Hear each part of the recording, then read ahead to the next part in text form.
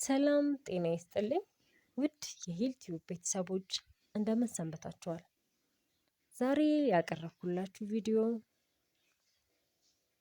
በጣም ጥሩና ብዙ እናቶች ጥያቄ የሚሆንባቸው ነው ብዬ አስባለሁ። ዛሬ የምንመለከተው እርግዝና የሚፈጠርበትን ቀን ስለማወቅ ነው። አንዲት ሴት የእርግዝና ቀናቶቿን የበለጠ ለማወቅ የወር አበባ ዑደቷን በደንብ ማወቅ አለባት።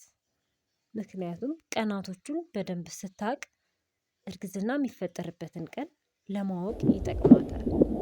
ሌላው እርግዝና የሚፈጠርበትን ቀን ለማወቅ ጤናማ የወር አበባ ዑደት መከሰት ሊኖር ይገባል። ጤናማ የወር አበባ ዑደት ካላትና ቀናቶቹን ካልረሳች በየትኛው ቀናቶች እርግዝና እንደሚፈጠር በደንብ ማወቅ ትችላለች። በመጀመሪያ የወር አበባ ዑደት በሶስት መሰረታዊ ምዕራፎች ይከፈላሉ። አንደኛው ምዕራፍ የወር አበባ ካየችበት ጀምሮ እስከ እንቁላል የሚለቀቅበት ጊዜ ሲሆን፣ ሁለተኛ ምዕራፍ የምንለው ከእንቁላል ማምረቻው እንቁላል የሚለቀቅበት ጊዜ ነው፣ ወይም ኦቭሌሽን ታይም የምንለው ነው። ሶስተኛና የመጨረሻው እንዲሁም ለእርግዝና መሰረታዊ ነገር ነው የምንለው ይህ ሶስተኛው ምዕራፍ እንቁላል ተለቆ እርግዝና ካልተፈጠረ ቀጣዩ የወር አበባ የሚመጣበት ጊዜ ነው።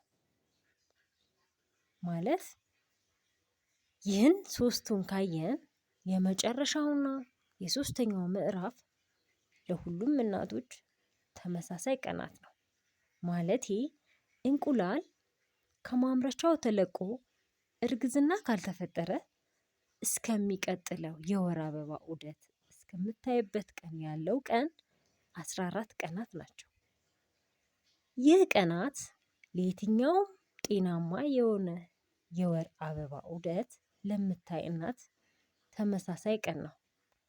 አሁን አንዲት እናት የወር አበባ ያየችበትን ቀን 14 ቀን ወደኋላ ስንቀንሰው የሚመጣልን ቁጥር እርግዝና የሚፈጠርበት ቀናቶች ናቸው። ለምሳሌ እንበል አንዲት እናት በ21ኛው ቀን ላይ ብታይ 21 ሲቀነስ 14 7 ይሆናል። ይሄ 7 ቀናቶች አንዲት እናት እንቁላል ከእንቁላል ማምረቻው ተለቆ ዝግጁ የምትሆንበት ቀናት ነው። ማንኛውም እናት በየትኛውም ቀን ይሁን 14 ቀን ወደኋላ ቀንሳ ያገኘችው ቁጥር እርግዝና የሚፈጠርበት ቀን ማወቅ ትችላለች። በዚህ ቀናቶች እንቁላል ከማምረቻው የሚለቀቅበት ሰዓት ወይም ለእርግዝና ምቹ በሆነበት ሁኔታ ላይ ግንኙነት ቢፈጸም የማርገዝ እድሏ ከፍተኛ ነው። ሌላው አንዲት እናት እንቁላል ከማምረቻው ከመለቀቁ ከ3 እስከ 4 ቀናት በፊት ግንኙነት ቢፈጸም የማርገዝ አጋጣሚው ሊከሰት ይችላል። ምክንያቱም የወንድ ልጅ የዘር ፍሬ የሴት ልጅ ማህፀን ውስጥ እስከ 5 ቀን ከ5 እስከ 7 ቀን የመቆየት እድል ይኖረዋል። ሌላው ሁሉም እናቶች አይደሉም፣ ካየሁት አንጻር ስለሆነ ነው። አንዳንድ እናቶች የእርግዝና መከላከያ መድኃኒትን ሲጠቀሙ ይቆዩና ልክ የወር አበባ ዑደት ሲጀምር ወይም ፔሪድ ማየት ሲጀምሩ በፔሪድ ሰዓት እርግዝና አይፈጠርም ብለው ስለሚያስቡ የእርግዝና መከላከያውን ያቆማሉ። ከዛ በኋላ አንዳንድ የመፀነስ እድሉ ሲኖር እኔ የእርግዝና መከላከያ እየወሰድኩ ነበርና ግንኙነትም የፈጸምኩት በፔሪድ ሰዓት ነው ይላሉ። ለዚህ መልሱ ከላይ እንደተመለከትነው የሴት ልጅ ማህፀን ውስጥ ከ5 እስከ 7 ቀን የመቆየት የወንድ ልጅ የዘር ፍሬ የመቆየት እድል ስለሚኖረው በዚህ አጋጣሚ ጽንሱ ሊፈጠር ይችላል።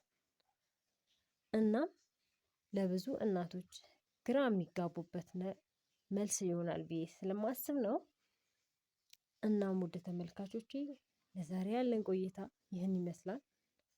ሀሳብ አስተያየት ካላችሁ በኮሜንት ላይ ጻፉልኝ። ቪዲዮውን ከወደዳችሁት ሼር፣ ላይክ፣ ሰብስክራይብ አድርጉ። እንዲሁም የደወል ምልክቷን በመጫን ቤተሰብ ሁኑ። መልካም ሳምንት